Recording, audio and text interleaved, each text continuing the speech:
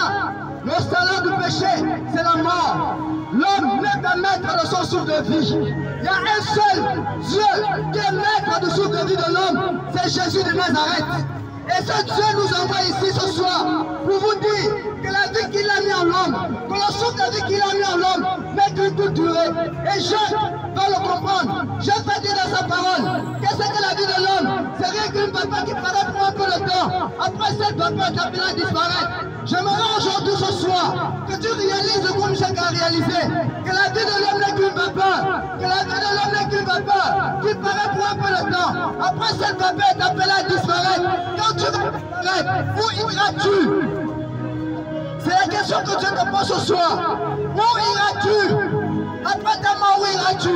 C'est un monde en train de te mentir que tu vas donner la dîme, tu vas aller au ciel. C'est un monde en train de te mentir que nourrir l'homme de Dieu, tu iras au ciel. C'est un monde en train de te mentir que voilà, sur tes lèvres, tu vas aller au ciel.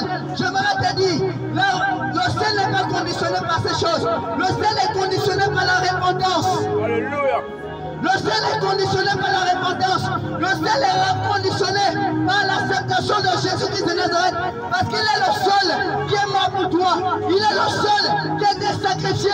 Il est le seul qui a été insulté.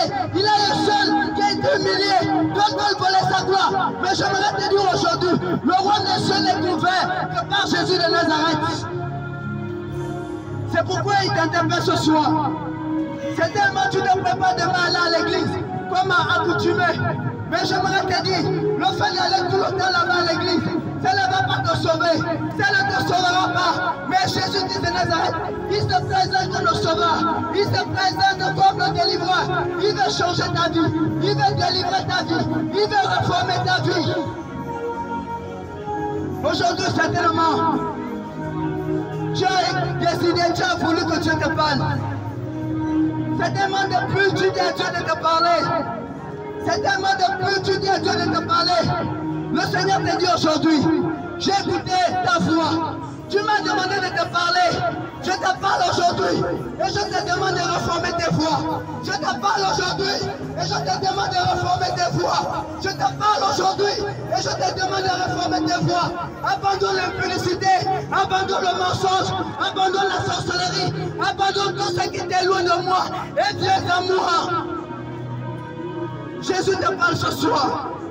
Jésus te parle ce soir. Si je le dis, ce n'est pas pour te condamner. C'est pas pour te condamner qu'il t'interpelle, mais c'est par amour. Quand le Seigneur juge, c'est même aussi par amour qu'il juge. J'aimerais te dire aujourd'hui, Jésus t'appelle à la repentance. Saisis le temps de la visitation de Dieu. Beaucoup n'ont pas eu à saisir ce temps de visitation. Ils sont passés à côté. Le jugement est tombé sur eux. Sodome et Gomorrhe, avant que le Seigneur le juge Sodome et Gomorrhe, le Seigneur est venu à maintes reprises visiter le mal de Sodome et Gomorrhe. Aujourd'hui, tu as certainement que Sodome et Gomorrhe. Le Seigneur est en train de visiter ton mal. Il est en train de visiter ton mal. Il est en train de certifier ce que les gens disent de toi.